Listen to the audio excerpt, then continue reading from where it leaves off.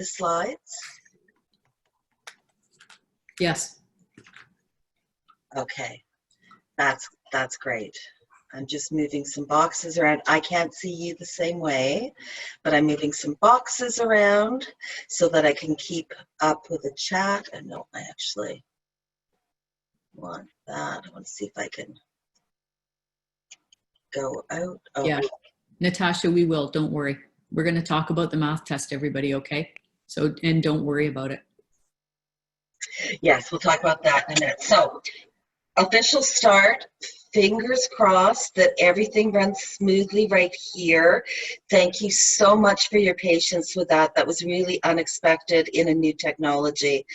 We're, Ginny, all the faculty advisors are deeply sorry about that. We will take feedback back to the Learning Center and others that need to know that there are issues in using Kaltura with large groups. And that was definitely a big learning here. Who you have here online in terms of instructors and faculty advisors is Ginny Brunton and me, Hildy Zitzelsberger. Ginny and I are running this course together. All students from both sections, that means the Oshawa group and the Barrie group, are all integrated into one class. So we have students from Barrie and from Oshawa here. Both Ginny and I will respond to any student. However, Ginny is working with the Oshawa group and I am working with the Barrie group. So that means that Ginny really is the point of contact for the Oshawa group and I'm the point of contact for any Barrie students.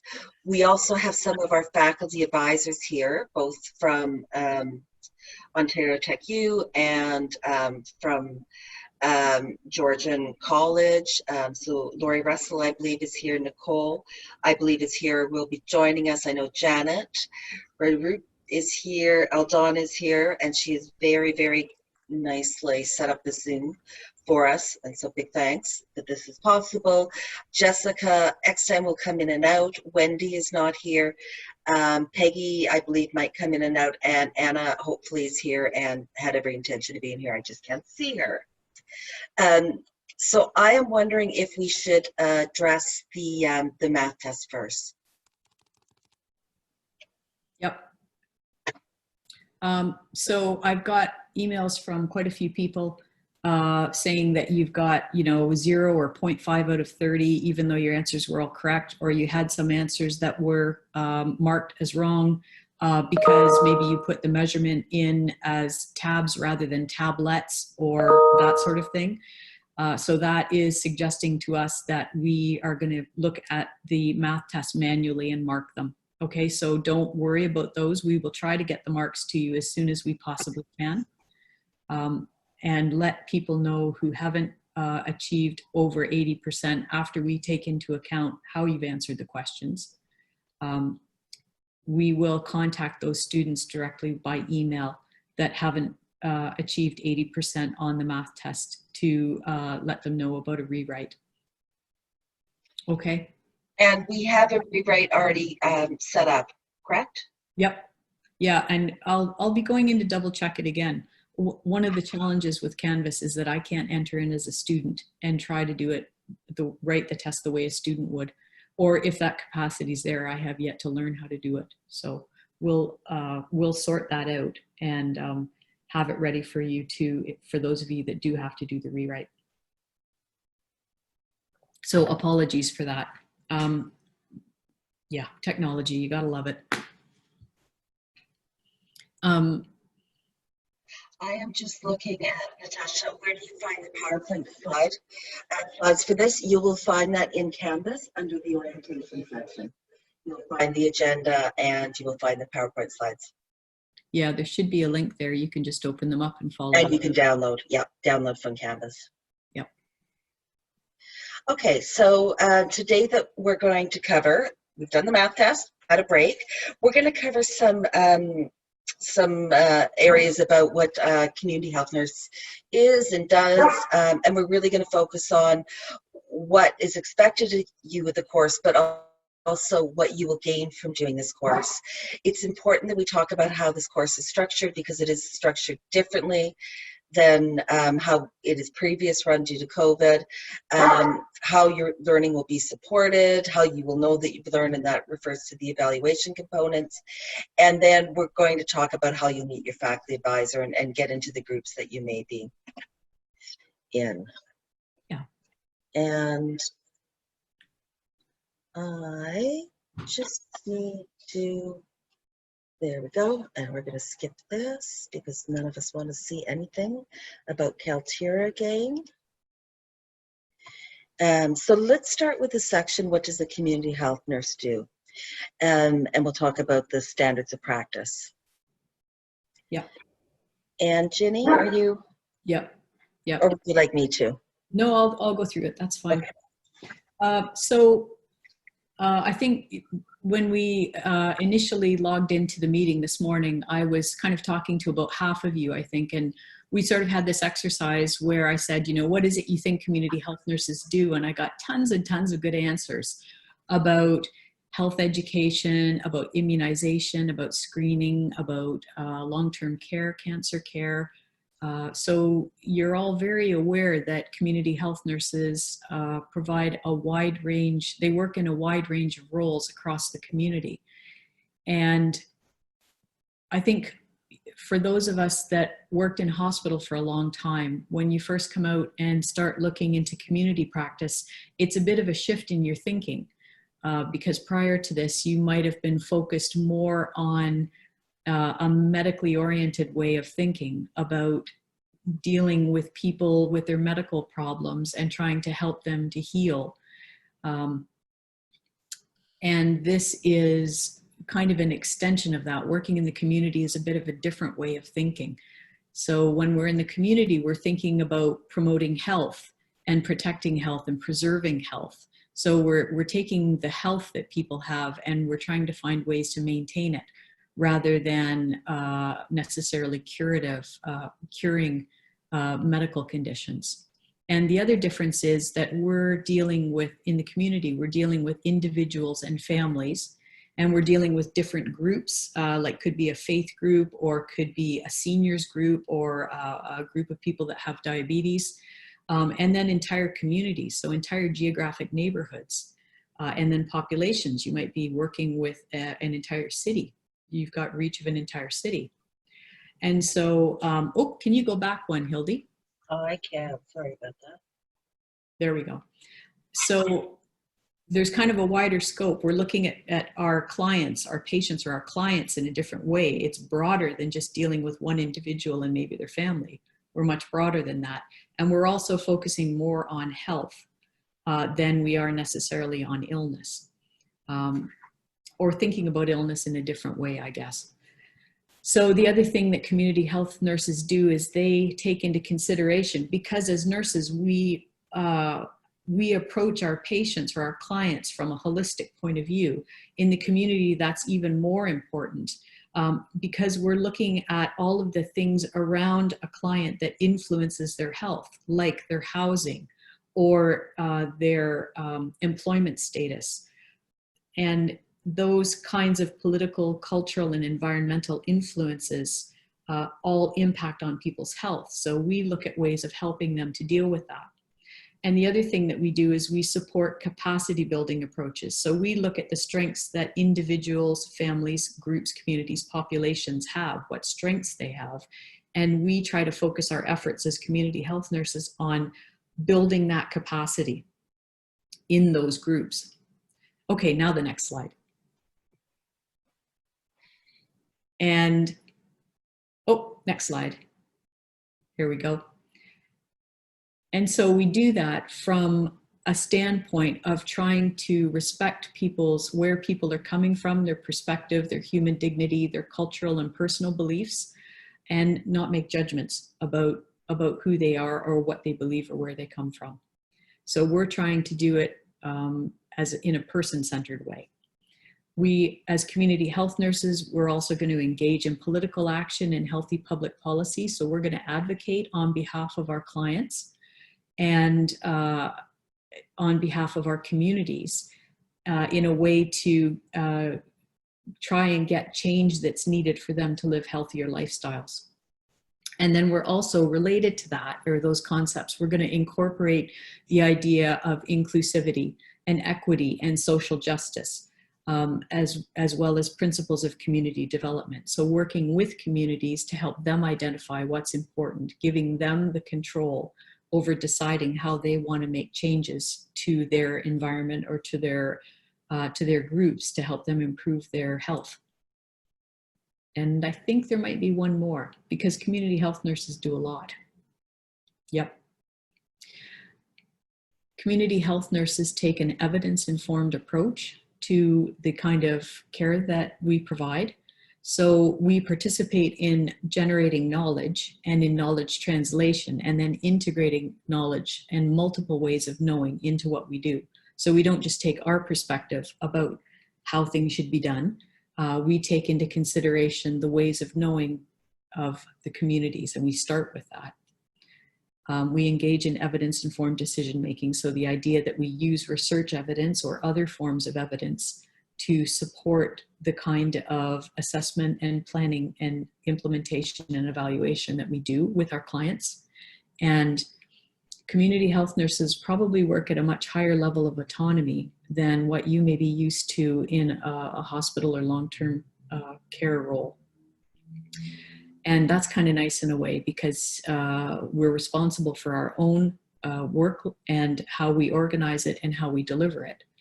So we're much more autonomous as practitioners than perhaps as we would be working within a team within a hospital.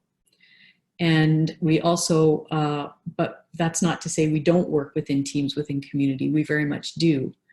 And so there's a lot of emphasis on the teamwork that we do with other members, other community health nurses, physicians, and other members of a multidisciplinary care team that's working in the community. And I think, is there another one after that? Yeah, so because all of those slides had a lot of words on them, I thought it might be nice to kind of represent that in a different way. And so I threw all of that text from those previous 3 slides into a word cloud. Sometimes seeing stuff visually helps me to kind of get the gist of the message there. And so I just wanted you to have a look at the word cloud that got created out of what we just talked about. And you can see the kinds of things that are popping out, the words that are popping out, like political, knowledge, health, client, social, healthy, cultural. Think about the words that might come up if you were hospital-based. What kinds of words or language would you think about using? Surgery, medicine, drugs. I don't know, there's probably lots of other ones. Risk, safety. So the language is different, and that is this is just a way of demonstrating to you that the kind of work that you'll be doing in community health nursing is just a different way of thinking about how you practice as nurses. And it's an exciting place to be. I'm biased. So next slide.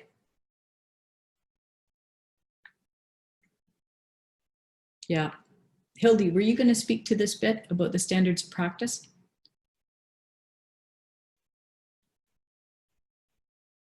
Question is, Hildy, are you still there?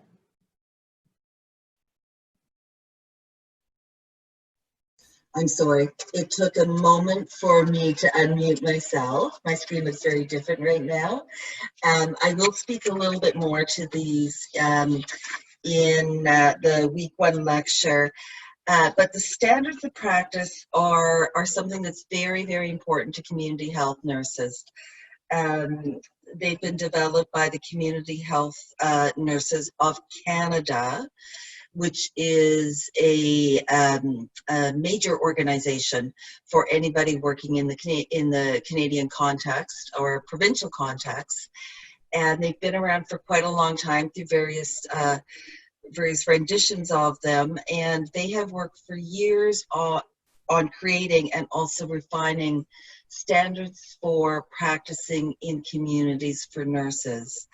All nurses who work in the community follow these standards. There's also certification possibilities for nurses. So some of the standards are 9 at this point in time. This is a new revised version of them, is health promotion, prevention and health protection, health maintenance, restoration, palliation, professional relationships, capacity building, health equity, evidence-informed practice, professional responsibility, and accountability. I'm not going to go through each of these points. They're all very complex concepts and practices in themselves.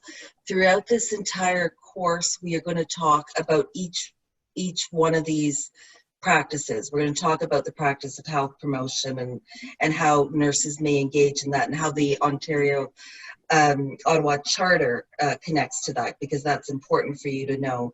We're going to keep using words like prevention, and we're going to use multiple levels or types of prevention. We're going to talk about that. We're going to talk about what health protection may mean, or maintenance, or restoration, or palliation.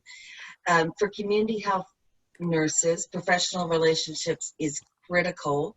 We often, as community health nurses, I am one, Jenny one, and your faculty advisors also are community health nurses.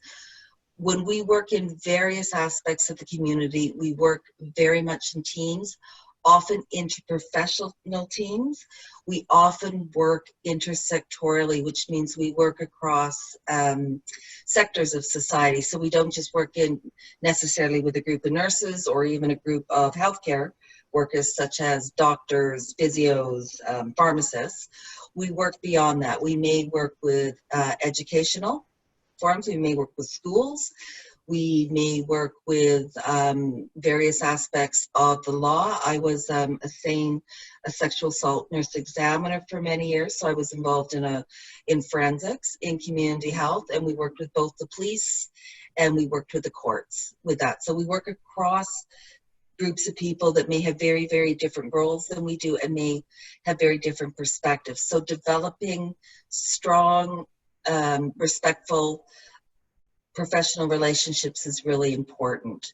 Capacity building, also a very important concept that we'll talk about through this course. The capacity building is helping us work with communities to develop capacity for themselves, whatever that may be, and it is according to what they need, not what we think they need. And that's a very strong point about community health nursing, is it's usually not the top-down approach where we come in and we tell a community everything that they need to do. We wait for and we ask the community to tell us what they need, and we work with them. So very different than being in a hospital when somebody is actually in your work environment. We are going into people's communities, into people's homes, into people's locations, and we're taking our cues always from them and working for what they need, what they want. So we develop really strong relationships with people throughout communities or groups. Health equity, we are going to talk about very much through this course, and it also is very, very attached. It goes right along with the concepts of social justice that we'll be talking about. And I'm going to talk more in the first lecture about it, so I won't talk much here, except that what we are very concerned about as community health nurses is that people have what they need, the type of resources and the capacities to be able to live safely and healthfully in their communities. We recognize that some groups, through no fault of their own, have been disenfranchised or discriminated against and have less resources, and we are always working to rectify that and thereby creating equity. We, of course, as Jenny just said, we use evidence-informed practice. That will be a very big part of what we do. We'll talk more about that. And because we work very independently and often very autonomously, there is onus on all of us to be highly responsible and accountable to those people that we work for and with. And I think that's all I'm going to say about that right now. And we're going to keep talking more about these concepts through the course. So moving on, my computer is not moving right now. Moving on. We're going to, how do we use the standards? I'll talk more about this. But the gist of it is that it guides our practice, and it also helps us to evaluate our practice, to know whether we are reaching the outcomes that we hope to reach. We use it, of course, to prepare new graduates. That's you. It helps us direct our policies, guides performance expectations, and it helps us develop a knowledge base to the disciplines, I should say, of community health nursing, because there's many of us in various roles all across communities. Ginny, I'd like to move on to watching this video. Mm-hmm. To do that, I'm going to have to, it's going to link. Okay, I'm going to set this up right now. Yeah, go ahead. Yep, great. And we're going to have to just make sure sound's okay. Yeah, is it actually letting you link? It's letting me link, but I'm not 100% sure if we can hear the sound. Goldie, there's a little button that on the bottom when you link it. On the bottom it says sound on or something like that. If you can't do it, then I will do it on my end. Do it on your end. I can see the usual sound button, but if you're seeing something else. 1 sec.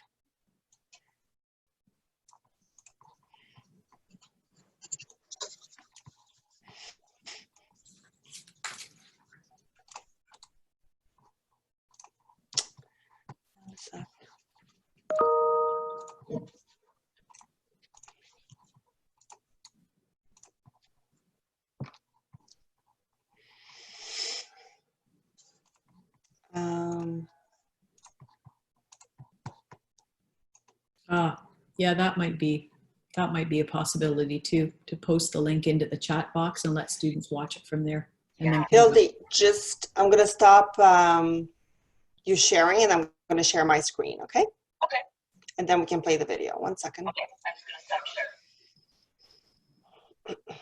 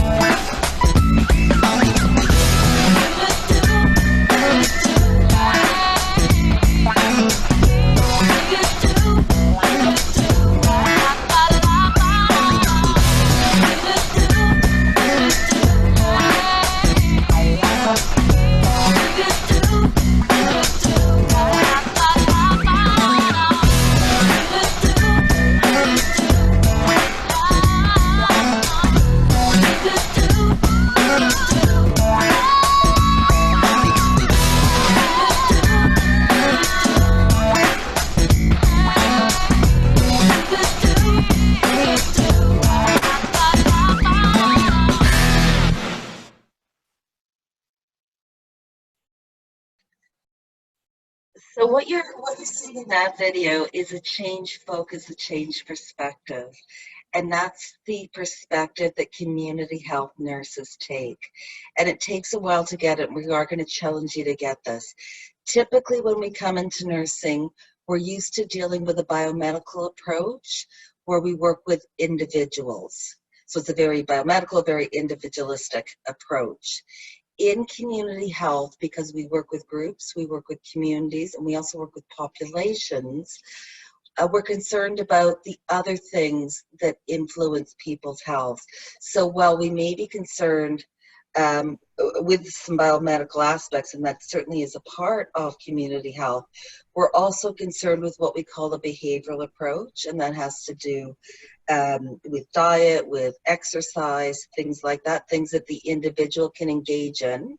But we're mostly concerned with what we call a socio-environmental approach, and that's the environment and the social structures around the individual that influence their health. We need to remember that health is not healthcare.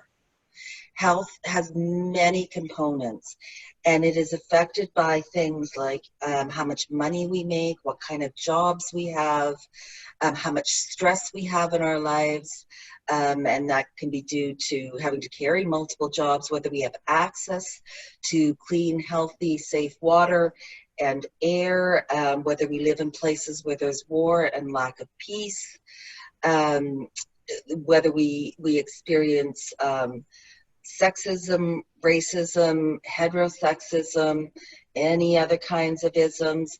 All of these things affect our health. So yes, Natasha, it is the social determinants of health that we are very, very concerned about in community health. So what we look to is the environment, whether that's the physical environment, the built environment, the social environment, the economic environment, the political environment around people.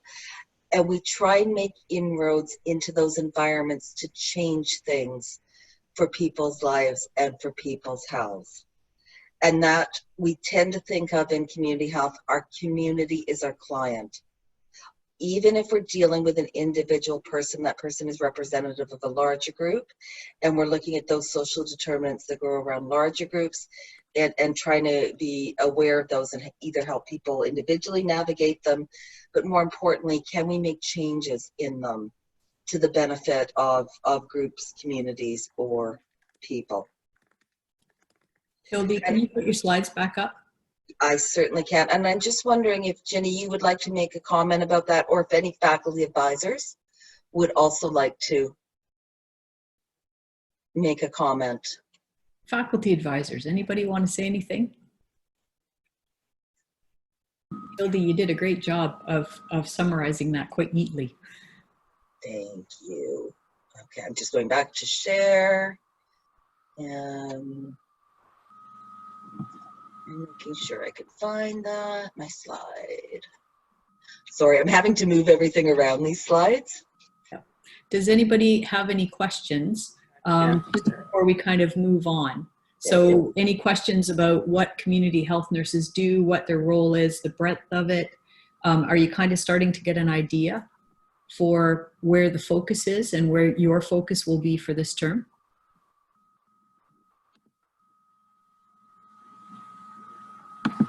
Nice. Okay. I know some people were asking in the chat, they were asking where the week 1 lectures were.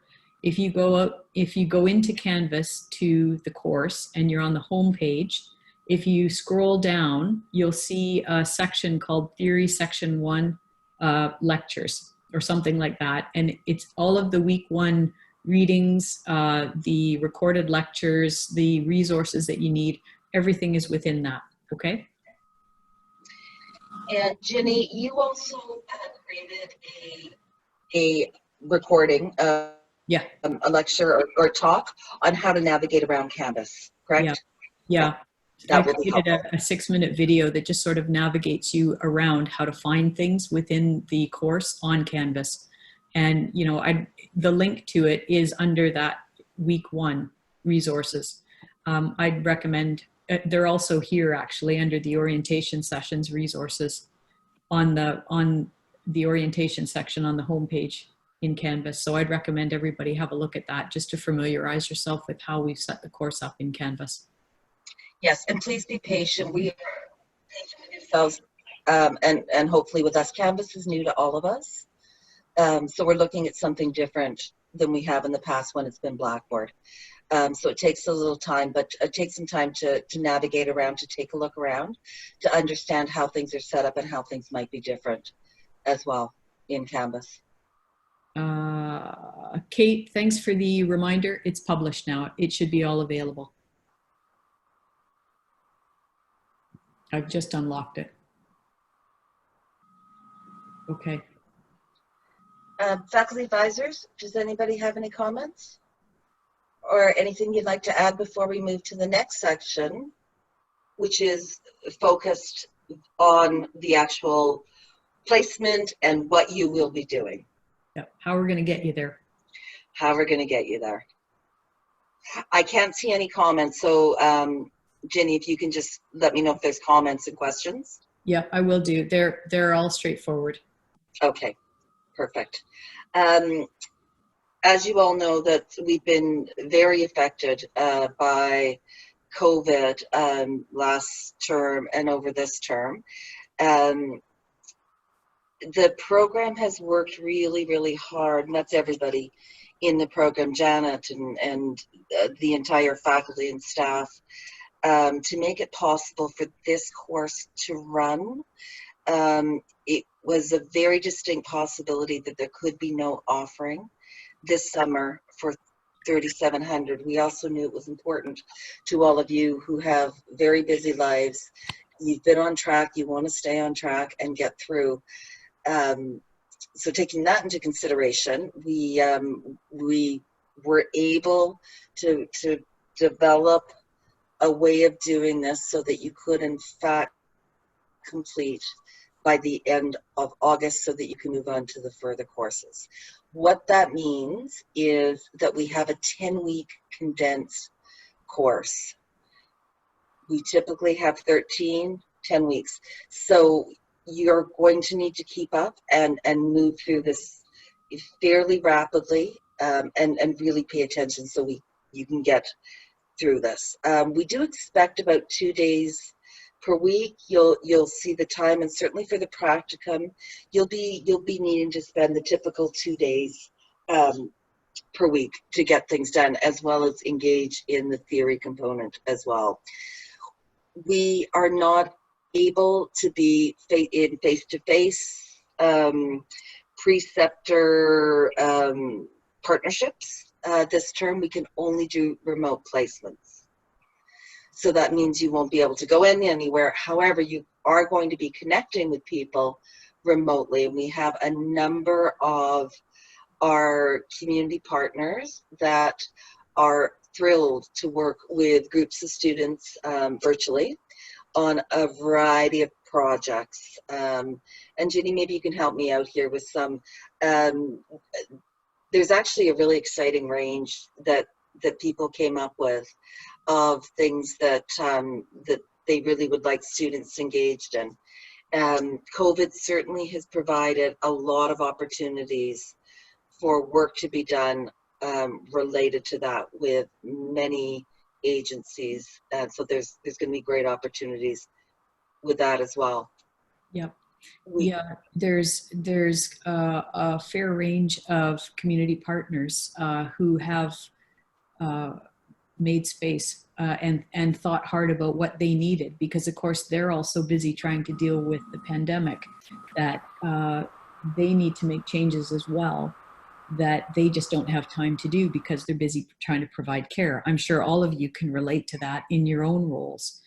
So, you know, for example, you know, if you've got a public health course or a public health program that normally does face-to-face diabetic education classes, and they can't do that anymore, you know, they might need help with putting that course online so that their clients can access that health education still.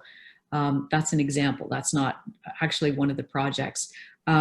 There are projects, for example, through the mayor's office in Oshawa that are looking at a faith-based homelessness volunteer program that they've asked us to have some help with developing the infrastructure for that program, to try and get volunteers from a church to partner with homeless people to help support them in ways that can get them into health and social care as they need it. And so, as you might imagine, there's a fair bit of training and education for those volunteers that needs to go on to help them think about and perhaps look at homeless people in a different way. And so some of you will be working on that project to perhaps develop some stigma training to help that program go ahead. And I could probably look to see what else there is. If you just bear with me a second. Just pull up my document here. Yeah. There are some projects at Windreach Farm. There are some projects with Special Olympics. Again, some of them are around just hand washing, and different organizations need help with hand washing health education for their communities. And they need some kind of online program set up. And so a project for a group may be to set up that kind of program. So there's a range of different initiatives. There's another initiative within the university, within OntarioTech, where we need some student input into mental health services, thinking through what mental health services should look like within the university to the student population. So there is another community that perhaps you might not have thought of as being patients or clients, but they are. So there's help. So you'll be helping with developing those programs as well. I'm just checking the questions at the moment.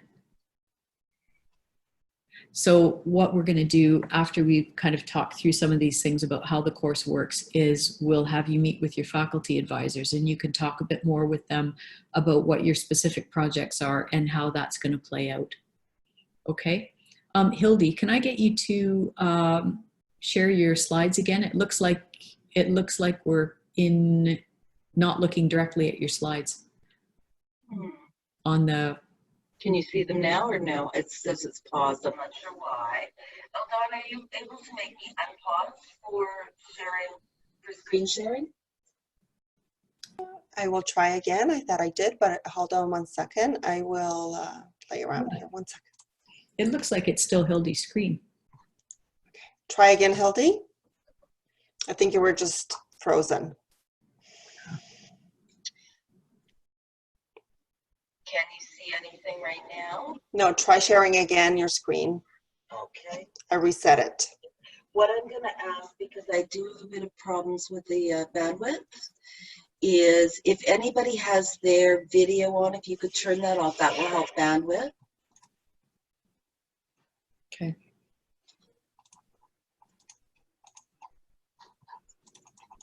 Yeah, I am a little bit stuck here. Okay, I'm going to just say share screen, and I'll come back in.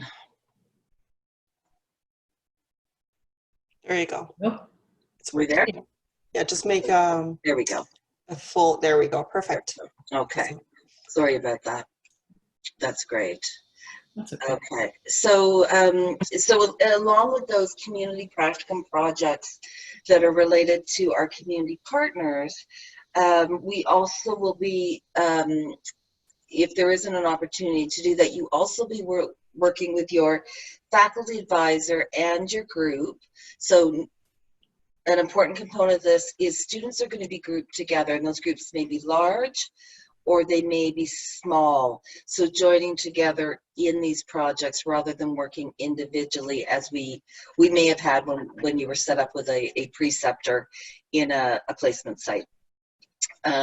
You'll also have the opportunity to work with faculty advisors developing a project through coming up with your own ideas and the faculty advisors' ideas, and working through the weeks towards something that you've decided that you would like to create. And you'll be able to speak with your faculty advisors about that, and we have lots of good ideas and can definitely support you as you do that.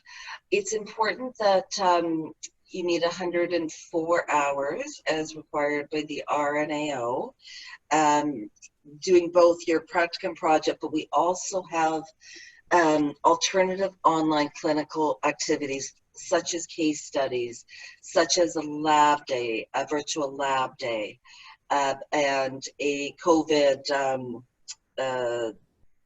what exactly is that called, Jenny? It's the COVID, It's we'll outbreak be working plan. through, work plan, yeah. Yeah. That you'll be working through, which will add to the hours that you're doing, but more importantly are going to help you develop the competencies that you need by the end of the semester to have successfully met the requirements of the course. It's going to be very important that you stay with this course on a weekly basis. You stay close in touch with your faculty advisors and with us, and that you do arrange to meet. And this is going to happen within each group and with each faculty advisor, depending on your faculty advisor. You're going to work together on how you're going to communicate, how you're going to stay in touch with the group that you're working with and with your faculty advisor, because everybody is doing quite different things, and that is common in community health. People are very different types of placements typically.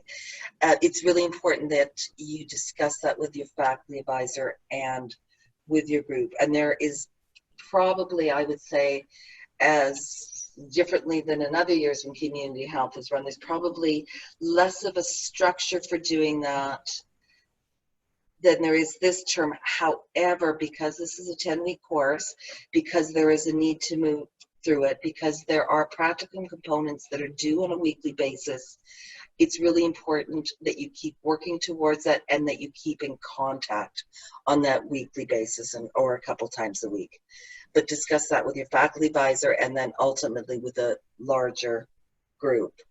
We're going to talk a little bit about what is expected of you. And you know many of these things. You're already demonstrating these qualities and these capacities in so many ways. You do that in your life at home, you do that in your work life, and you certainly do that as students. We've seen it with you many times. What is going to be really important this year is that these projects are absolutely driven by students, much more so than the community partner that you may be working with, much more so than the faculty advisor or anybody else. When we've talked about community health nurses needing to be autonomous, independent, and have a lot of ability to self-initiate, this is the opportunity to really show that, and also be good communicators, because you'll need to stay in contact with people. So you want to make sure when you work with your faculty advisor or with us or with your group that you are understanding how it is you're going to communicate together and when, and then follow through on that. that you need to talk about how things are going to be submitted to your faculty advisor if your faculty advisor needs to assess them, or how things are going to be submitted within the group if it's a component of a project, so that you can move forward with that project in a timely way. So that staying in contact and organizing together will be really, really important to this. And we do expect you to be highly engaged in your process here. Take everything you can towards learning, and every opportunity. It's going to be important to, of course, be well organized, make good use of your time, because time is short. You'll have ample opportunity to show your understanding of community health in various ways. And the communication, like I said, we'll be looking for strong, appropriate, and reliable communication. The other things is, of course, to be receptive. We always ask this of students. It's really important. And particularly in this way where we're not face-to-face and we'll get face-to-face, is to be receptive to feedback and act on that. Again, take initiative, be self-directed.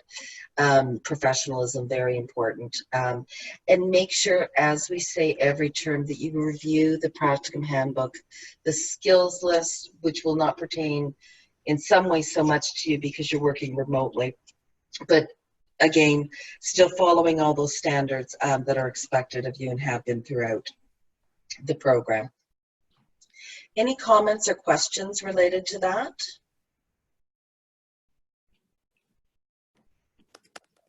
And I can't see the chat because I'm still scared sharing the screen, so I don't have an ability. Natasha's asking where the practicum handbook is located.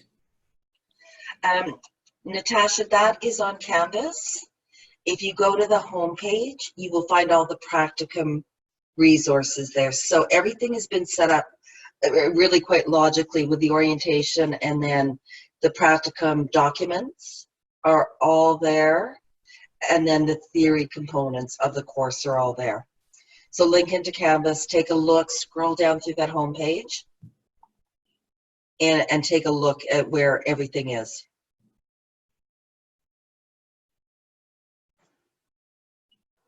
So everything that you need should be available to you. If you find there's something missing or something that you need that is not available to you, please talk to your faculty advisor about that, or talk to us about that, and we'll rectify that.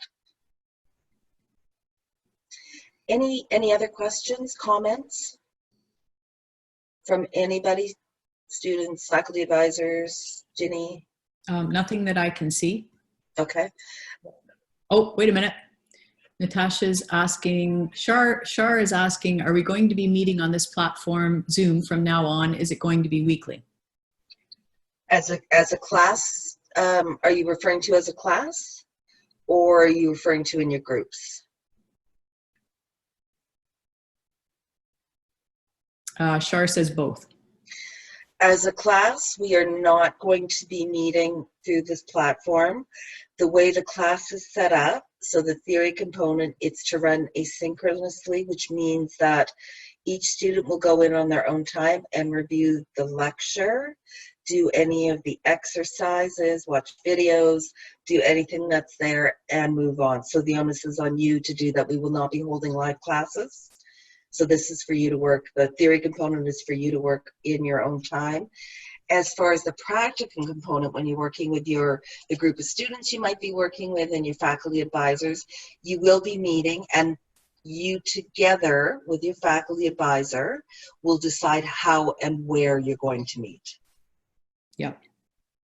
So Tasha had a question about that as well, about whether there was a date in mind that we'd be assigned our community placement projects, and the idea about needing to set 2 days aside because, of course, people have to organize their schedules.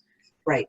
So we thought very deeply about this, and typically in the past, community health has ran. I'm sorry to cough right in everybody's ear. Community health has ran having you available on a Tuesday and a Wednesday. Sorry, I'm just going to take a drink of water. This semester, because of the condensed time, because all of our lives has changed, so we know that our community partners' practices have changed, which makes it very different to have clinical experiences, and now we're doing that remotely. We also know your life has greatly changed with taking care of children, of families, of your work being changed. We have decided that we have not set any specific days aside for students to work. That's going to be up to you based on what your needs are.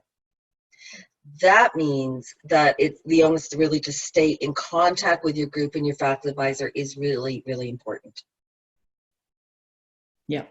Because you may be working more asynchronously. And I certainly hope that you will be meeting as a group, or at least as many of you as a group.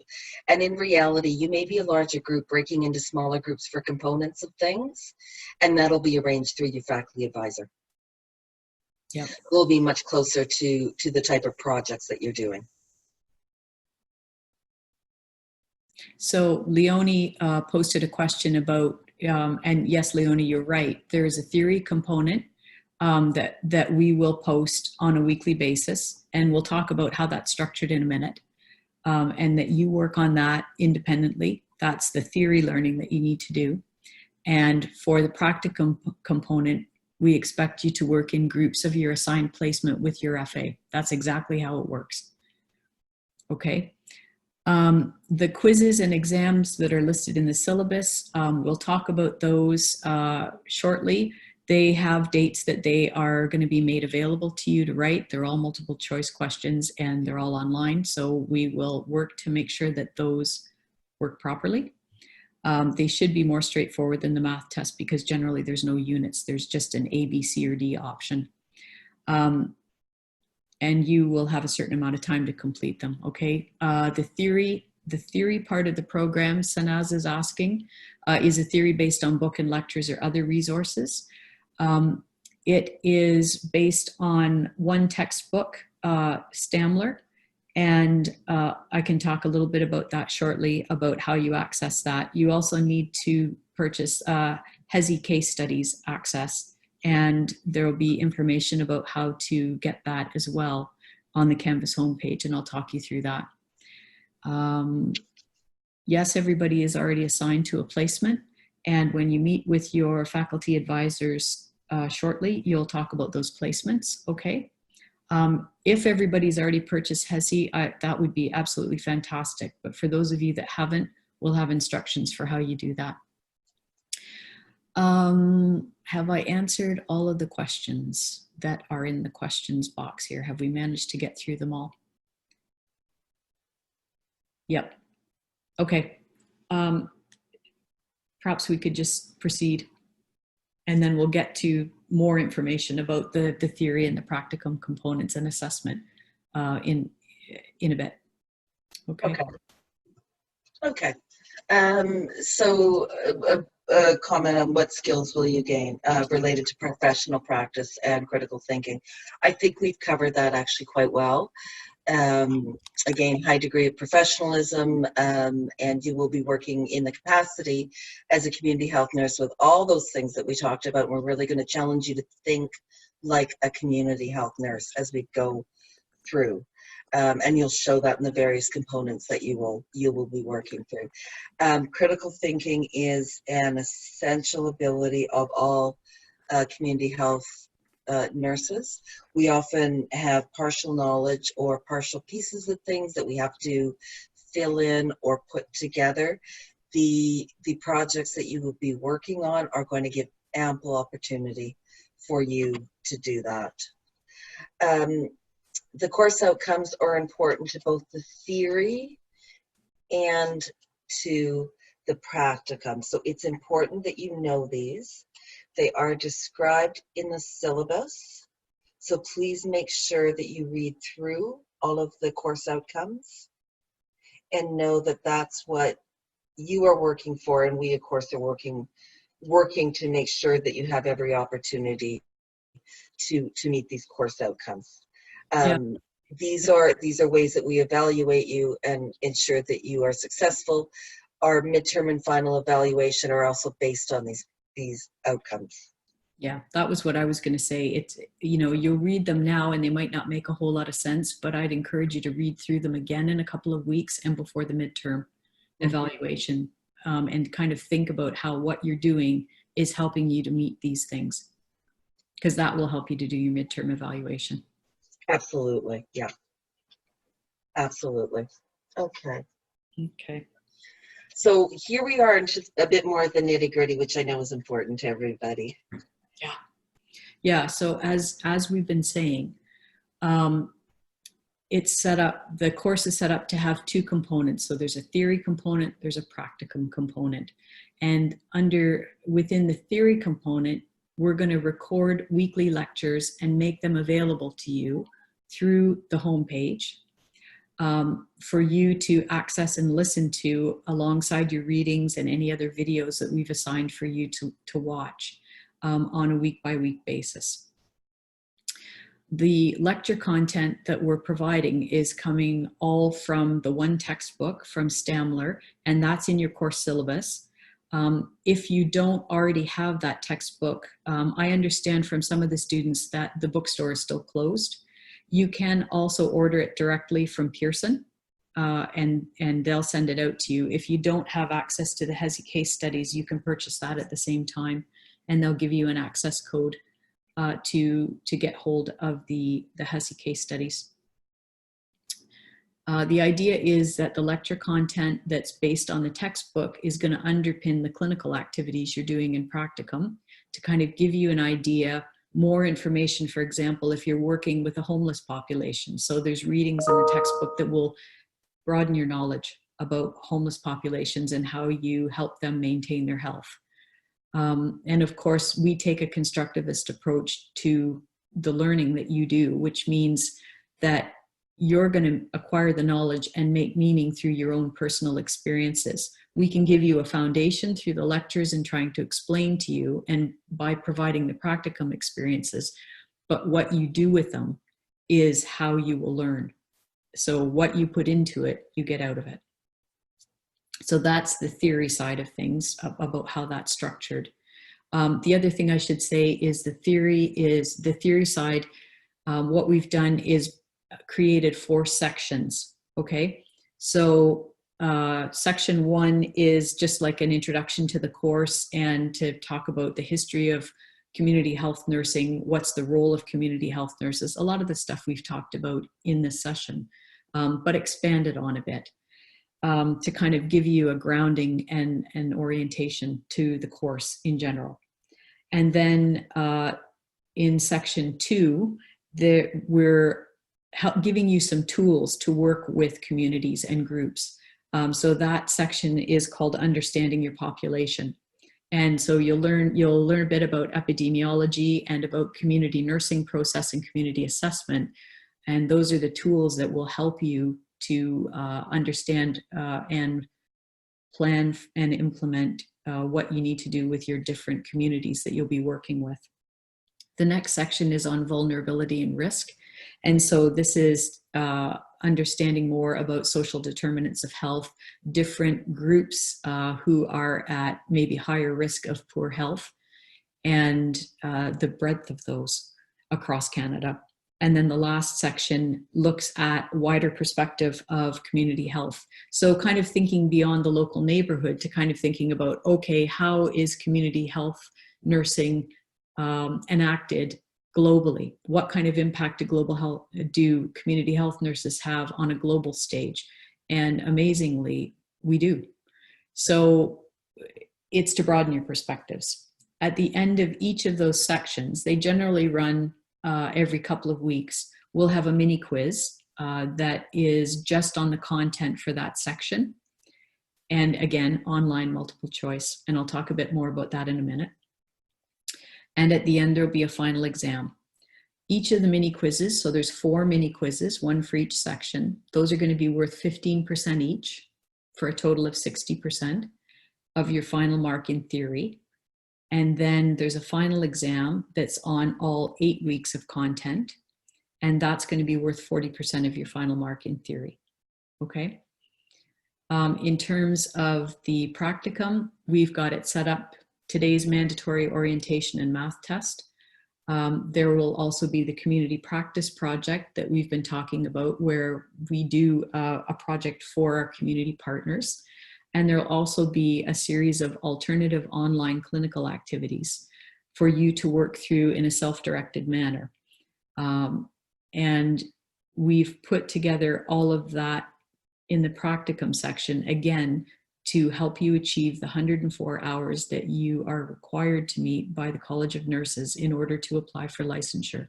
So that's why it's structured the way it is. Okay. Questions? We're going to post PowerPoints on each weekly topic that we can write notes on. Yep, they'll all be there under each week's readings or course, each week's content. There'll be the readings that you need to do, any optional resources there are. There'll be the lecture itself, the recorded lecture for you to link to, and also the PowerPoint slides for you to take notes, because I know lots of people like to take notes within PowerPoint. Okay, so that will all be there for you to access. What else? Possible to put specific page numbers. Where we want you to read specific page numbers, like for week 1, we've specified page numbers for you to read from. We will put them. Otherwise, if there's no page numbers, we expect you to read the entire chapter. The mini quizzes and the final exam, what we're going to do is, I'll get to those. Hang on a sec. I think we're going to get to those. We'll talk about them in the week 1 lecture, actually, but just briefly. We've set them up so that they're open for a period of 3 days, from midnight one day until midnight, I think it's 3 days later or 2 days later. The idea being that for those of you that are working shift, at some point in that window, you'll be able to access the exam.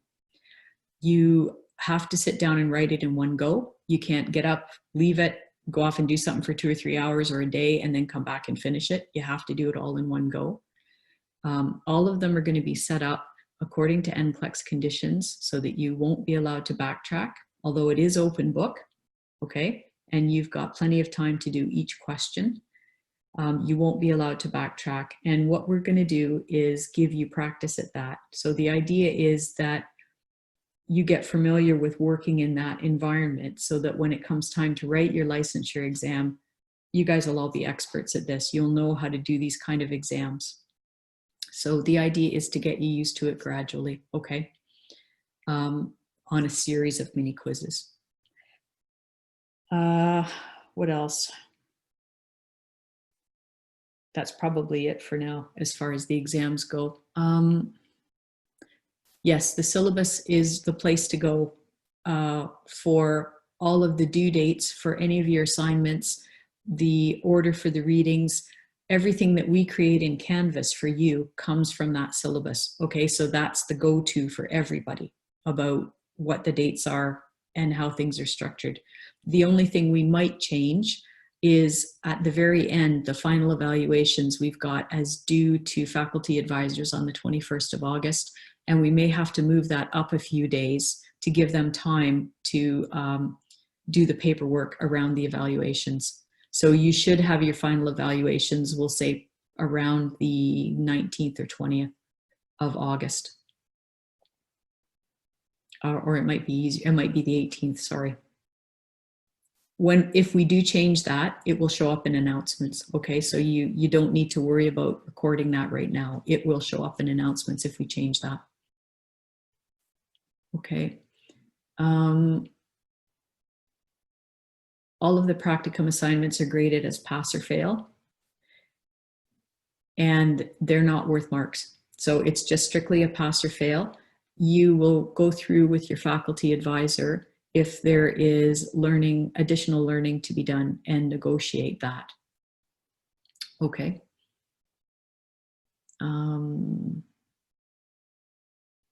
The HESI case studies, the alternative, all of the alternative online activities that we've set up for you to do all count towards the 104 hours. Yes.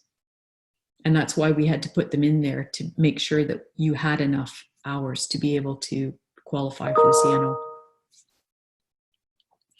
Any other questions? Previous editions won't be sufficient. The page numbers are different. I'm sorry about the textbook. The previous editions, the content is different, so they've changed some of the chapters on the more recent edition of the textbook. So it is actually worth it to get it. Okay.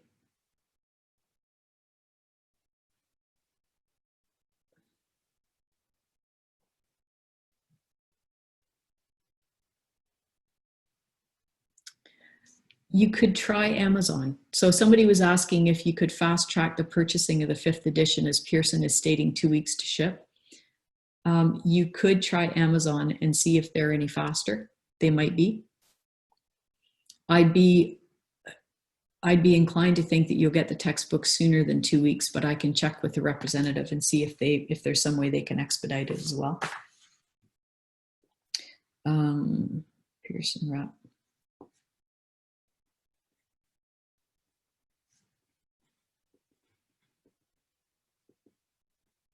Yeah. Annabelle's saying she got hers on Amazon the next day.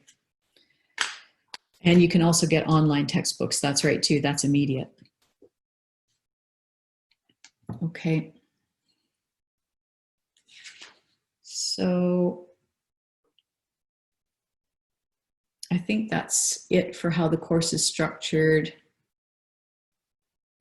There'll be instructions on how to purchase the HESI case studies. I have to post the updated links under that particular assignment. So when you go onto the Canvas homepage and you go to the HESI case studies, there'll be some instructions there about how to purchase them. And I'll put that up today.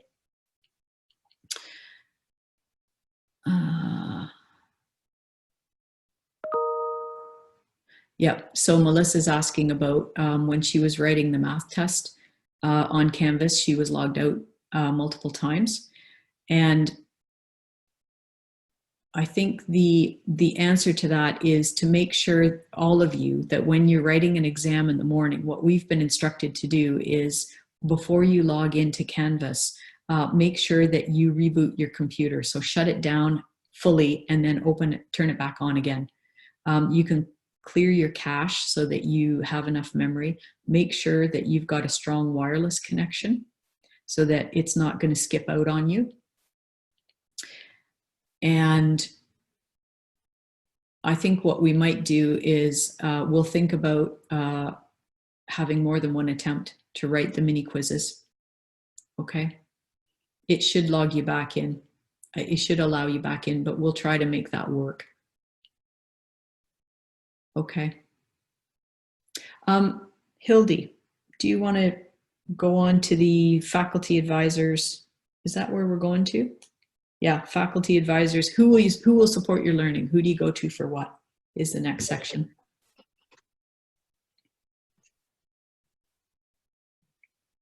Sure. There we go. Okay. So one of the things, and this is related to the practicum, not the theory component. The theory component, you're going to come to Ginny or me. If you're part of the Barry group, you're going to come to me, Hildy Zitzelsberger. If you're part of the Oshawa group, you're going to go to Ginny. In terms of the practicum component, you are going to be working with a few people, and as we've discussed, your faculty advisor is a very important person to you who's going to have a very large role in supporting you through the practicum, supporting you successfully through the practicum. They, in fact, are responsible for assessing you and providing that pass and fail as you move through. And they will look at your progress or track your progress. They'll give lots of guidance as you come and give suggestions, things like that. You'll be working with them for the components of the midterm and the final examination.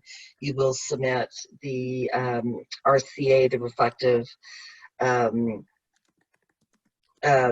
clinical piece that you will be doing. You will be submitting a certificate for some of the programs related to COVID or others that you may be working through, and the HESI study, things like that. So you'll be need to be really interact, and they're your link for practicum, your important link for practicum. We also have the community. If you're working with a community partner, you have a person who's going to act as a point person, as a contact person. Typically in third year, students have been placed with preceptors. This year is different because of working remotely, because of the structure of placements, because of what placements can do. But placements will have a point person that you will be talking with. So they represent the practice or the practice site that you will be linked with or working on that project with. And you'll get to know them, to orientate you to the needs and the community of that particular placement, what it is they're thinking of or looking for. So if you are working with the let's say with Kara and the faith-based project with homeless people, you will have a point person there, and that point person will really orientate you to the project that you may be involved in and trying to develop. So you will stay in contact also with them and with the faculty advisor, and that will be how all of you together decide to work that out. That particular point person is going to provide feedback to your faculty advisor that your faculty advisor will then include in your midterm and final evaluation. So the typical way that we go through the process of midterm and final evaluations is different for you guys this semester. You will not be sending that midterm or final evaluation to that community point person. You will be working with your faculty advisor on the evaluation forms. Your faculty advisor will be in touch with the point person from the community, and we'll gather feedback from them and go from there, which should be a little simpler than it's typically been in the past, or will be in the past and will be in the future, because I'm sure as you go into 4700, 4701, if COVID changes and things change, we'll go back to the more traditional way that we were doing those. In terms of the practice officers or officer administrators, you know who they are on your end, whether it's Barry or Oshawa, so Trish or Cindy or Melissa or Nicole for the Barry group. They are the ones that work very directly with the placements. So they are setting up the possibility of placements, doing all the needed paperwork and behind the scene type of things that need to go on. So they are working very hard to do that. We keep working with them, and I'm sure there'll be a need as we go on. And then, of course, Ginny and I are resources through all aspects of this, but particularly we're the ones you come to for the theory. Is there any questions about who do you go through for what, and the supports that are available to you, what our roles are, how we support you through this? There is one question about how do we know which group we're in for placement. You're going to find that out in a few minutes, Suhair. So the faculty advisors will invite you to a different platform for your meetings. So you'll know then which groups you're in. Yes, and if you're in campus, you can go to people, and there's community project partners, something like that. Groups have been set up. So you've already been placed in a group with a faculty advisor. Hildy, yes. Natasha sent an email. She tried to email you and it said that you can't receive email. I think it's your .net account, OntarioTech.net. So don't use .net. Do use .ca. It could be that you're using net. Yep, is the problem. Elena, you said something about checking Canvas discussions. What do you mean? Has there been a discussion going on there while we've been meeting? Or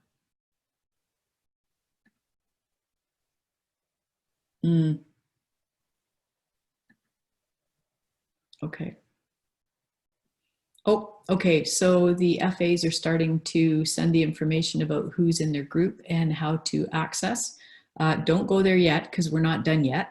We've got a few more things to get through, but very quickly, in the next few minutes, you'll be going over to meet. Okay. Okay. Any other questions? Yeah. Monina, I think, is asking for the clinical practice projects. Are we working with the community partners for that or with our FA? Both. Yeah, the answer is both. Your FA is your point of contact. That's who you deal with, your faculty advisor, okay?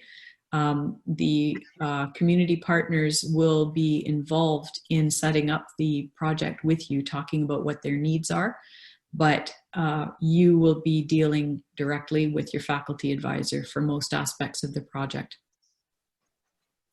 The email to reach Hildy is, Hildy, do you want to say? My email? Yeah. If you check the syllabus, you should be able to see my email. So it's Hildy, sorry, my name is hard to spell, hildy.zitzelberger@uoit.ca. If you're using net, you won't be able to email me. I think the issue is that it's .NET in the syllabus, so I'll go in and correct that. Oh, is it? Oh, yeah, The yeah, syllabus. it'd be Sorry .net. about that, Yeah, folks. Normally it'd we be use our .NET emails, but we're not doing that this term. Yeah, yeah. I actually don't ever use a .NET email. Yeah. I personally, I would prefer, if you're trying to contact us, if you've got questions about, you know, lecture content, or, you know, you don't understand something, to do it through the discussion list in Canvas, because it's always a case that if you have a question, at least 3 other people in the course have the same question, but they just haven't asked it yet. So rather than us having to write the same email multiple times, if you post that in the discussion list, we monitor that and we'll deal with it. If it comes to email, it's a lot less likely that we can get back to it as quickly because we have so many other emails that we're trying to get through as well. What was the other thing I was going to say? I will correct the emails in the syllabus and repost it with the correct emails on Canvas, so you'll see it. If you need to get hold of us for accommodations or personal reasons or something that's private that you really don't want to share with the group, that's fine. Send us an email through the OntarioTechU.ca email address, and we'll respond to you. Okay. The other thing I would say for our communication to the entire class, please watch announcements, because any important information will be sent through an announcement. Yeah. That'll be our main way of communicating with you. And like Jenny said, please go to the discussions. There's a question answer forum there. Ginny and I can answer, but other students can answer as well. And we'll have the collection of questions. And then there's a record of them as well. So you can look there and your question might already have been answered. Sanaz, you can send it to UOIT or OntarioTechU.ca. Either one will reach us. Okay, but you're better to get in the habit of doing OntarioTechU.ca because at some point UOIT.ca is going to disappear as an email. You're welcome. Okay. Should we just do this last slide quickly? I can go through that. So, you know, I think we've already talked about most of this, that for the practicum evaluation, it's, that should be theory evaluation components, sorry, mini quizzes and final exam, okay? And we talked about what those are worth. So the mini quizzes are going to be worth 15% each. There's 4 of them for a total of 60%. Final exam is worth 40%. All of this is outlined in the syllabus, okay? In terms of the practicum project, that is going to be worth 75% of those 104 clinical hours that are required by the college. And then the online learning activities are going to be worth 25% of the CNO required hours. Okay, just so you know, we had to weight it that way because the college required it that way. I think Nicole was going to talk about the EIDM module briefly, about what that looks like and how it works. I think. Yeah. Nicole, are you able to speak to that?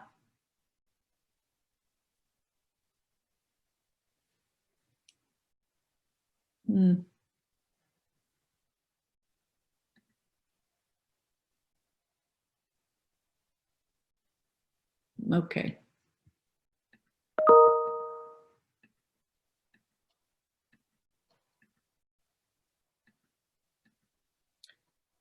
I'm not sure where Nicole is. She might have stepped out for a minute, which does happen.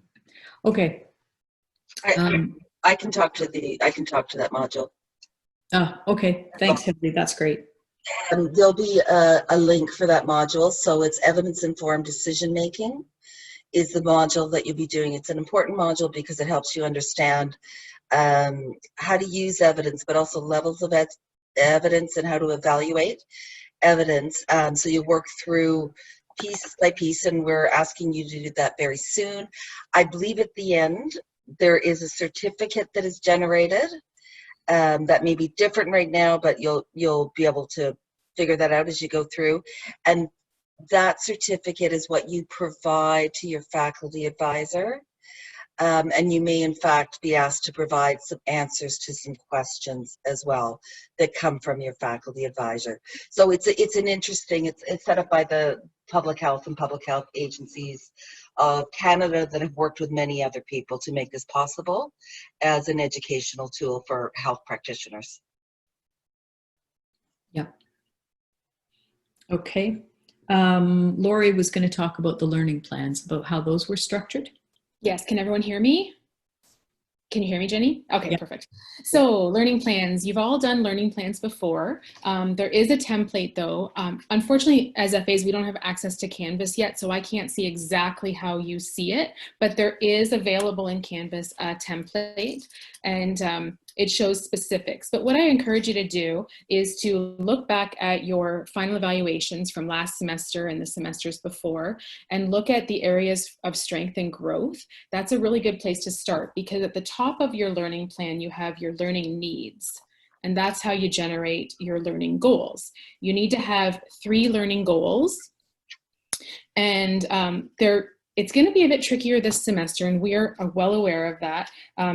In the beginning, it may happen that because learning plan draft is due next Friday, July 3rd at 5 p.m., you're going to be struggling this week and next week to come up with your goals. But I just want to reassure you that they will come into place. So for next Friday, I'm thinking all of us as FAs are going to be a little bit flexible.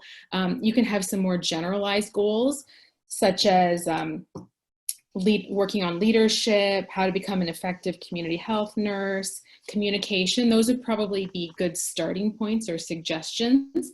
And then as the semester goes on, you're going to be able to really narrow down your learning plan. But you've all seen the layout of the sample template. You really need to come up with your goals based on your learning needs, and then have some activities and timeframes.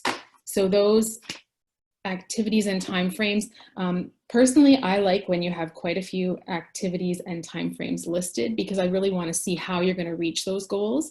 And at midterm and at final, we're going to reevaluate them. But just to be clear, your draft learning plan, I'm stressing the word draft, is due next Friday, July 3rd by 5 p.m. to your faculty advisor. The final copy is due the following Friday, July 10th at 5 p.m. And you will be given lots of feedback, and you will have a week to update it from the draft to the final. Any questions? I'm seeing nothing in the chat, so I'm guessing that you're all overwhelmed. You can also talk to us individually when we meet afterwards, and if you have specific questions, because I do realize this is one of the first things that's due. Okay? Yeah. Thank you, Lori. That's Thank really you. helpful. I think Aldona was going to talk about community assessment next. Yes, thank you, Jenny.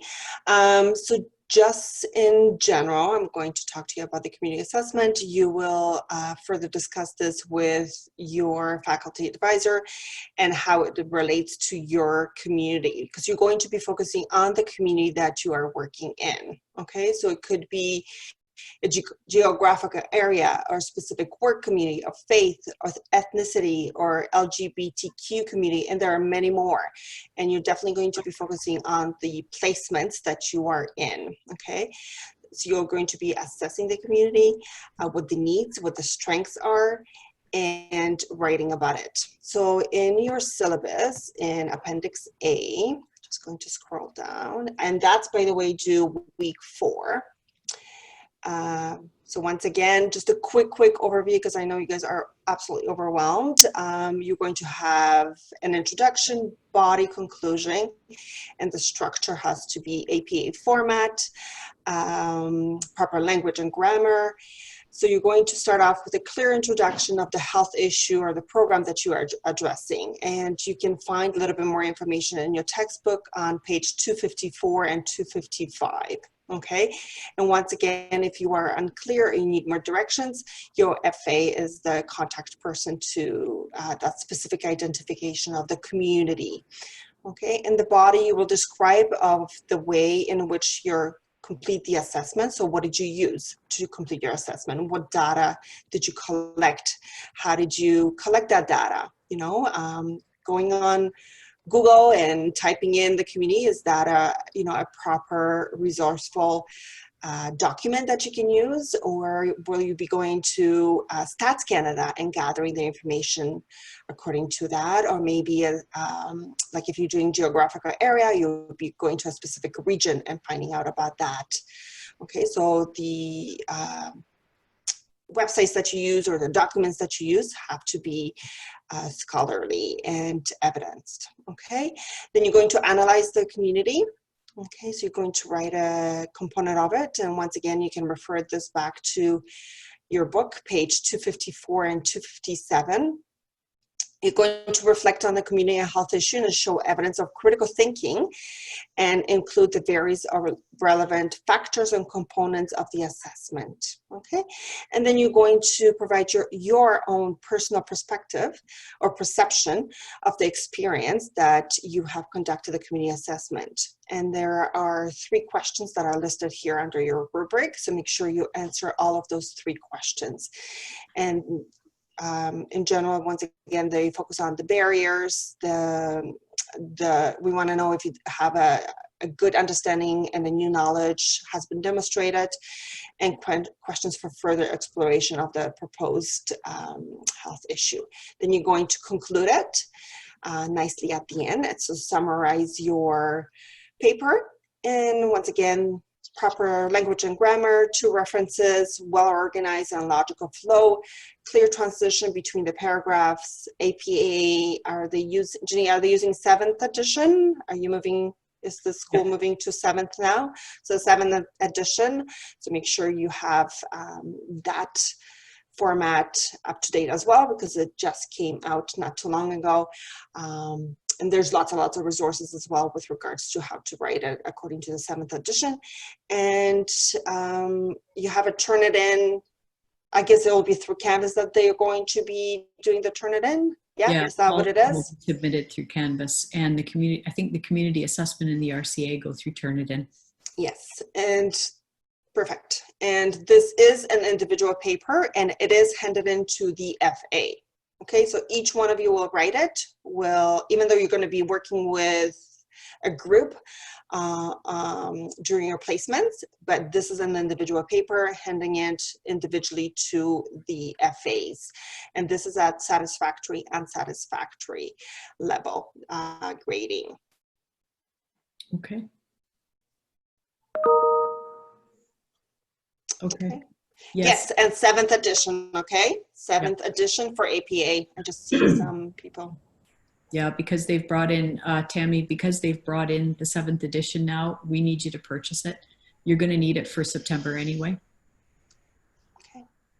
Okay. And Ida, we'll let you know in a minute how we're going to meet as a group. Thank you. Yep. Okay. I think that's all the questions that I have see here. Thanks. Janet was going to talk. Thank you very much for that, Aldona. Thank you. Reflective critical analyses by Janet.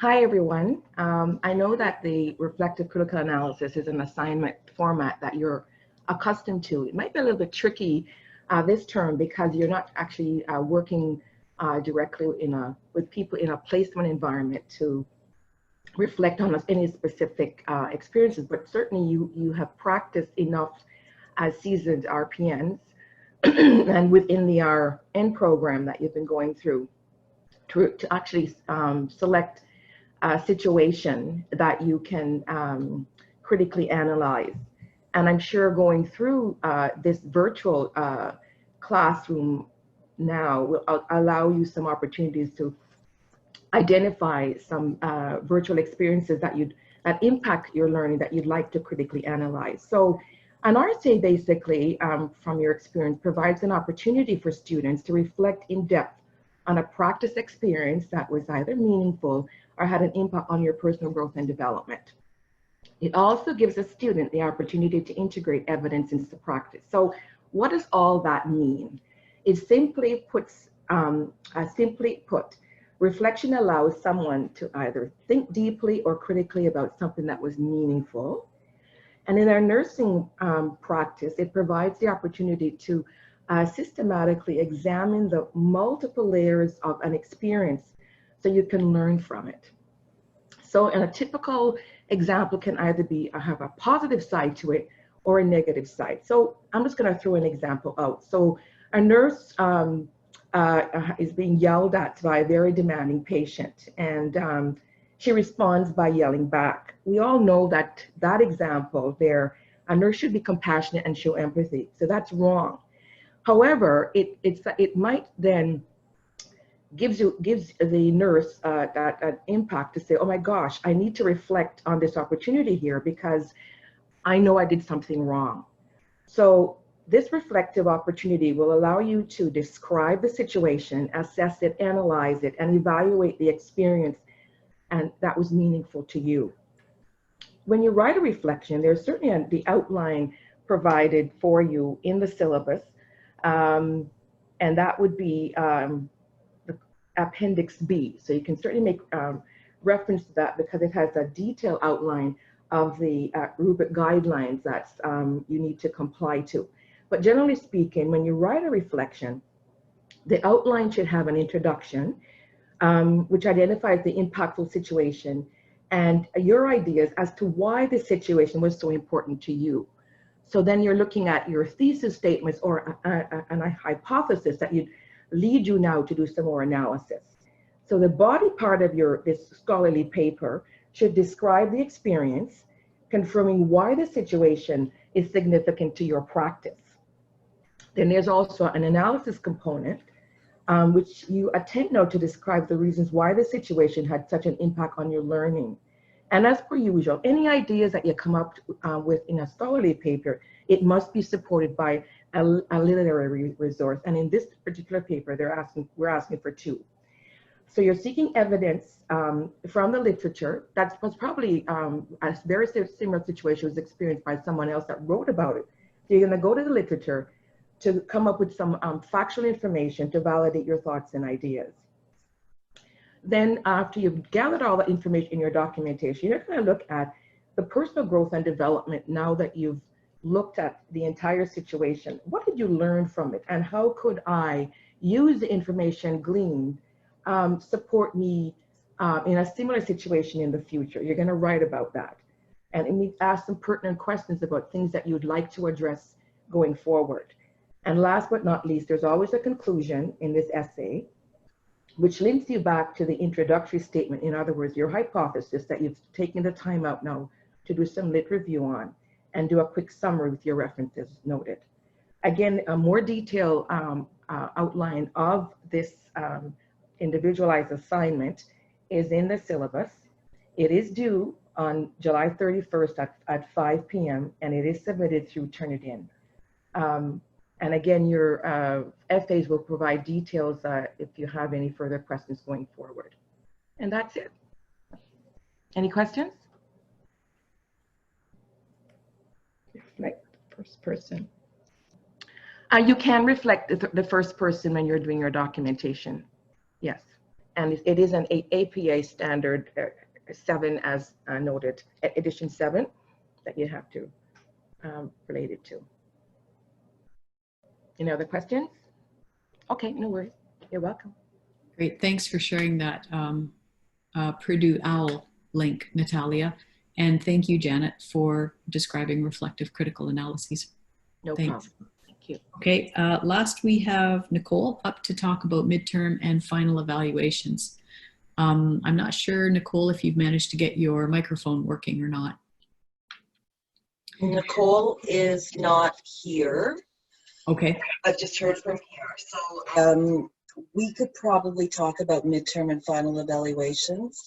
One thing I would like to do, we're at the end of the slides. I'd like to actually bring up the midterm and final evaluation form in the draft form to show students. You've seen a version of midterm and final evaluations through your clinical courses so far. However, we have worked to create a new form, which is much more hopefully user friendly for everybody, and that I'm going to bring up to show you. So Ginny, while I'm trying to get out of here and do that to bring up my other screen, Yep.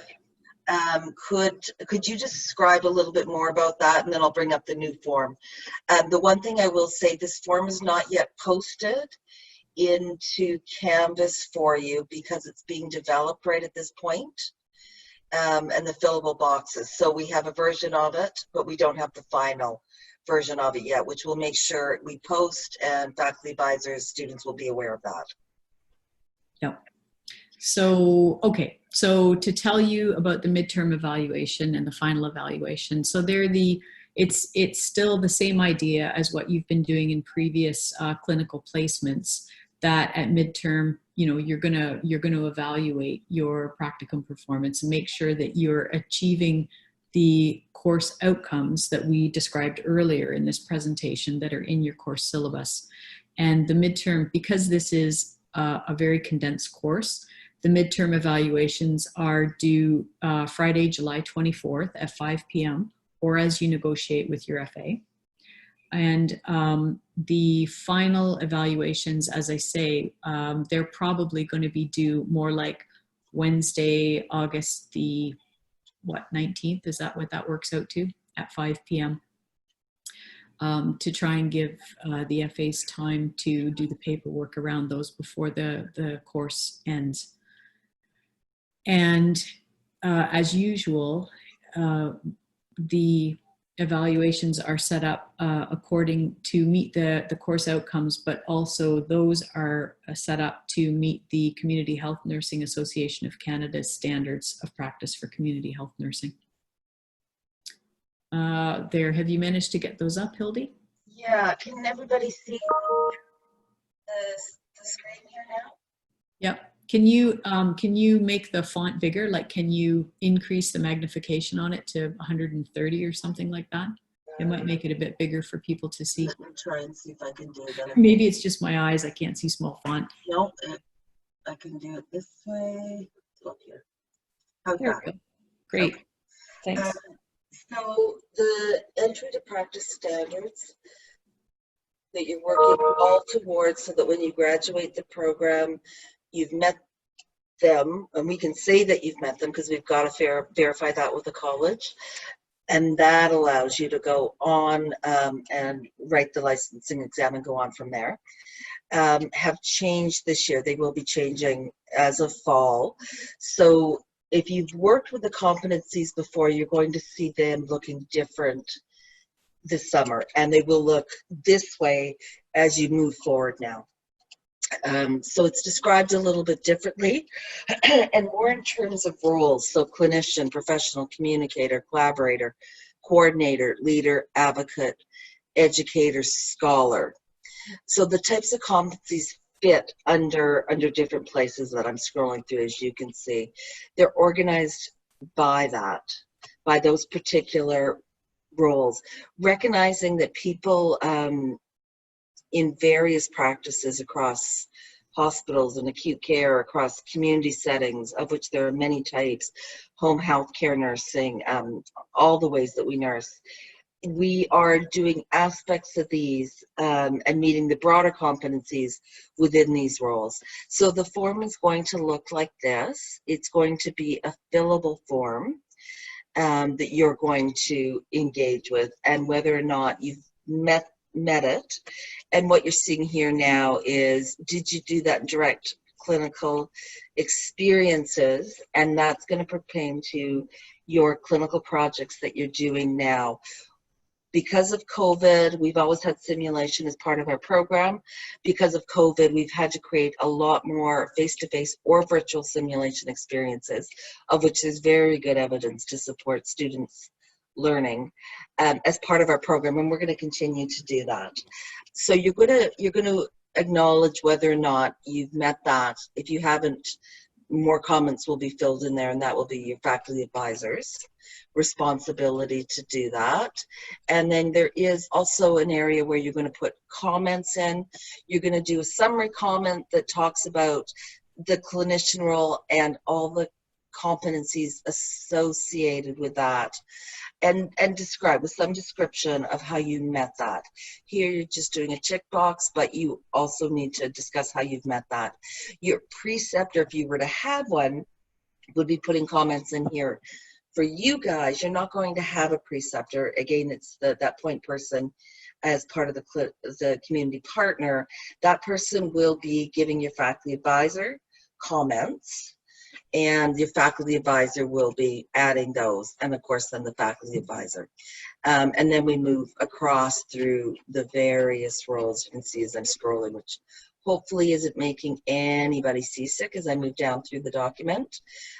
We have place for signatures according to the type of things that you might have done, whether it was face-to-face simulation, virtual simulation, direct clinical experience, which is descriptive of being in clinical practice in a setting in community or acute care.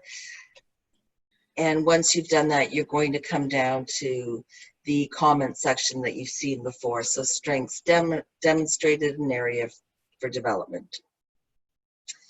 For both the midterm, for both the final, and you're going to work, and the rest of this should look fairly similar to you.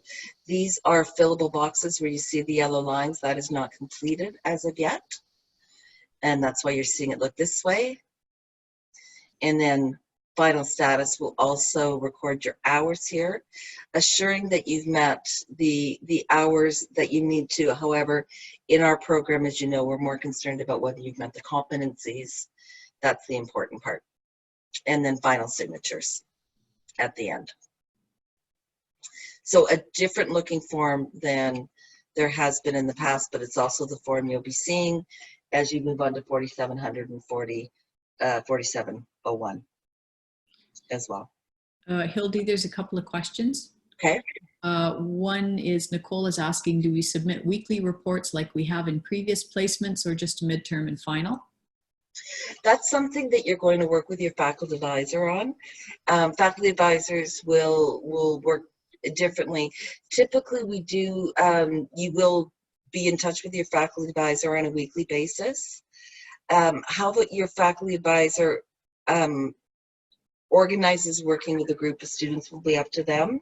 It may be that you are reporting in various ways to the faculty advisor what you've learned and what you've done during the week, because you will need to be in touch with your faculty advisor on a weekly basis, absolutely, around project work. There may be a need for you not to fill out that typical form that you've done in the past. Yeah. But I would leave that up to the faculty advisors, who will better be working with you in the practicum and understand what's going on, and if they need to understand more about your practice in community health. Okay. Ida is also asking, can you say again, who will put comments in the preceptor's place, please? The person will be the faculty advisor who will be talking, if there is one, to the community liaison or point person, and they will be recording those comments. The difference is in this term with 3700 is you don't have preceptors in the same way as you will, or as you have or would have had if you were in like 4700, 4701, or if we were running in a more traditional way, 3700. Yeah. Okay. Any other questions? Everybody looks like they're probably overwhelmed. Okay. Yeah, and the one thing I would say about these forms, you've heard this before, is in your comments, the onus is on you to show you've met the competencies. It's not for your faculty advisor or anybody else to say and show that you've met the competencies. Yes, we'll be ticking off boxes and signing our names. The onus is on you to do that. Yep. To say how you've met them, to know that you've met them. Yep. Yeah, please, everyone, you do need time to digest all this new information. We've thrown a lot at you this morning. And remember that it's all a bit at a time. Everything that's due is due a bit at a time. You just keep chipping away at it, and before you know it, the 10 weeks will be gone. Okay, we were going to go back and just talk briefly about the online learning activities. And I don't know, Hildy, if you're able to go back and share the slides. I am. I'm going to have to just stop share and then bring it back up. Yep. There we go. So, okay. And just need to go a couple of slides forward, I think. Oh, sorry. One slide forward. There we go. Oop, There. that one. Okay. So the online learning activities are the alternative activities, self-directed activities that you'll do to help make up your clinical hours for the CNO requirement. And so they're set up to be 2 HESI case studies. And as I've said, you need to get access to those through Pearson, and we'll post the instructions for how to do that. That will provide you with a link to the course within the Pearson site. Or is it Elsevier for HESI? Sorry, it might be Elsevier for the HESI case studies, but there will be a web link directly to the course called Nursing 3700 for you to access, and the case studies will be provided within that. There's some reflective work to be done, and I believe there's some certificates that you save off as PDFs to submit to your FA. For the online learning module, there is a pandemic planning learning module for you to work through as well. And again, that's set up along with the HESI case studies on the Canvas course page for you to click on the link, and all the information about how to access when it's due and all that is within that each of those assignments. And lastly, there is a link to online lab day activities. So there's a couple of lab day scenarios for you to work through, one on breastfeeding and one on sexual health, that are relevant to community health practice, community health nursing practice. And so again, that's set up as a separate assessment on Canvas for you to click on. I think something to remember with all of these learning activities, in the course syllabus, we've provided a due date for those. You can complete them ahead of time if you've got to juggle things around. There's nothing that stipulates that you have to submit it on the Friday or whatever day it's due. You can do it before that due date to get it out of the way. The HESI case studies and the online lab day activities, we're still working to get put up in place, but they'll be up by the end of this week. And I don't think the first HESI case study isn't due until week 4 or 5. So you've got lots of time. That's pretty much all I was going to say about those. How many attempts are we allowed? For HESI, and do we need a 100% score? I would say it'll likely be the same structure as you've had in the past, but we'll have to look into that. And prepared, it's possible we're going past 12:30, yes. The next section, so that's kind of talking about the theory and the practicum and how evaluation works. And what the last thing we were going to do is have you go into your groups and meet and get to know each other and have a discussion about how the practicum is going to proceed and find some ways of working. And I think depends on your FA how long that's going to take. You'll know once you get into those groups. So Hildy, I think this is the part that concludes this part of the orientation session. If we can, get It is. students. Sorry, just trying to make sure. Yep. I'm jumping around a little bit here. Yeah, so what I understand is that faculty advisors now will be emailing the students that they're working with directly. Yep. To set up those meetings. They may be today, right now, and other faculty advisors may not, in fact, be available to be there right now. So that is going to happen through the faculty advisors who will set up the timing and the place of that to work with you. Yep. And Jenny, can we just take a moment, each of us, and just kind of tell Yes.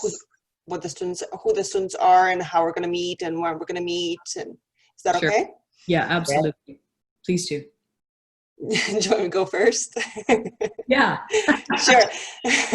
Hildy, I'm going to disconnect you from the Zoom from the, not the Zoom, the sharing, and I'm going to share my screen because I'm going to show my screen who my students are. Here they are, a list of my students. And actually, I'm going to be using the format that we are on.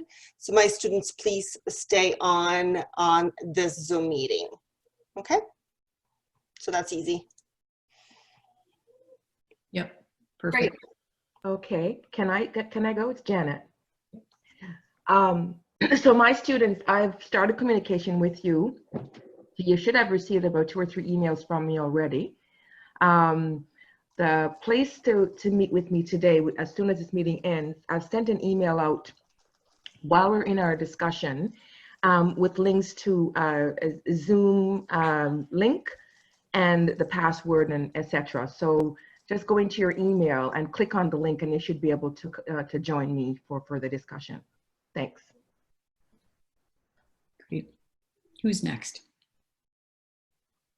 It's Lori, I'll go. I've sent an email to all of my group as well, so please check your email if you haven't already. Yep. Hi, it's Anna here. I earlier posted the list of my 12 students. I did send you all an email as well to your OntarioTech email. So hopefully you got it. If you didn't, just send me a message here and then I can post the link again either here or send you via email. Thank you.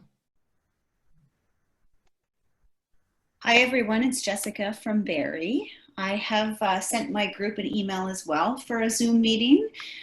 Just as a quick summary, I have in Barrie Samantha Duval, Laurence, Janelle Hafsat, Caitlin Gray, Catherine Hampson, Elaine, Singmo, Victoria, Vioria, and Zuhair, and Minji. So we'll see you shortly. Okay. Hello, my name's Wendy Priano. Can you hear me? Yes. I'm from Georgian as well, and I have 8 students that I'm excited to meet. I'm setting up my times tomorrow. I think the majority has emailed me back. I'm still waiting to hear back from a few. And I have Justine Rushthal, Jennifer Sidore, Miyang Shin, Asim Solapur, Sunny Smallwood, Diana Sokova, Sharon Somiski, Isabella Stockmel. So welcome. I'm excited to connect with you, and we'll have a small meeting tomorrow or Wednesday. So just email me back with your time preference. Okay, thank you. Hi, it's Peggy. Hi, Peggy. Hi. I'm about to send an email to my group. So give me about 5 minutes after this meeting ends, and then we can join in to a Zoom meeting. So I have Sue Kim, Laura LeBeouf, Cassidy Lynch Patterson, Matthew Miller, Natasha Nickel, Osato Odiez, Ario Lua. Sorry, I don't mean to not be able to pronounce your name. Olulana, Laureen Otterman, Matthew Paul, Rachel Radek, Fatima Rashidi, and Kristen Roberts. We'll see. I'll send the email soon, so watch for it.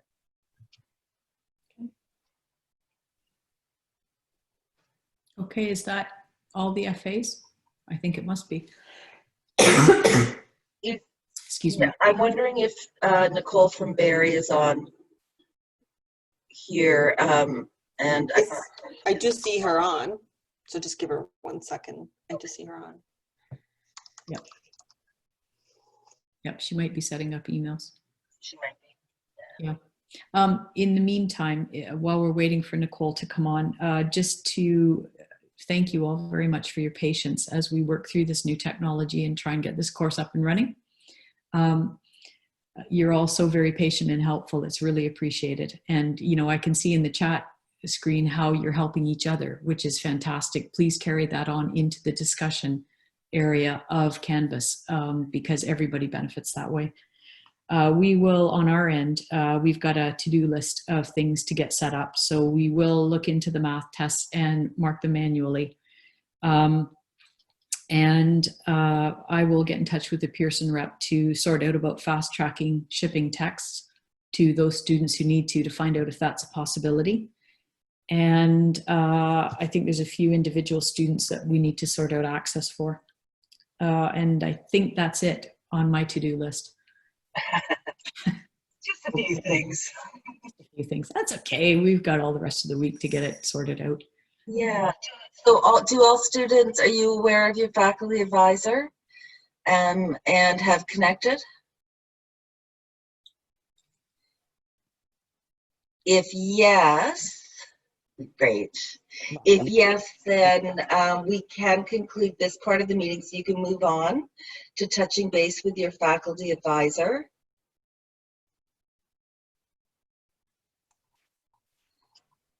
Delana, I'm just looking at your question for your project with Aldona. It is saying, is there enough places? Please speak to Aldona about that. She'll be able to talk to you about that, that it says TBA. Yep.